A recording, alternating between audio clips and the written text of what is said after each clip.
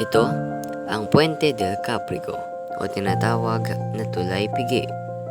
Sa El Filibusterismo ni Rizal, binanggit niya ang isang matandang tulay ng Kastila na gawa sa bato noong taong 1851. Ito ay isang arko na tulay at dahil hindi pa ito natapos, ang mga unang katutubo ay naglagay ng tulay na kawayan upang ikonekta ang magkabilang panig upang madaling mapuntahan. Ang tulay na ito ay pinasimula ng Spanish Franciscan priest na si Victoriano del Moral. Ngunit ang pare ay malupit at autokratiko.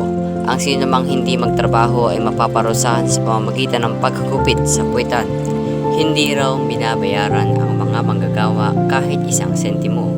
Dahil sa kanyang kalupitan, ang mga manggagawa ay nagkampanya laban sa kanya. Kaya hindi na natuloy ang pagtatayo ng tulay mula noong 1851. Ang tulay ay nakatayo pa rin hanggang ngayon na tumatawid sa Ulya River.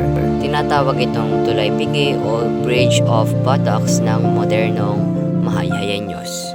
Ang tulay ngayon ay sumisimbolo sa pagsuway ng mga manggagawang Pilipino laban sa mga mapang-aping kolonyalistang Espanyol noong panahon ng kolonyal.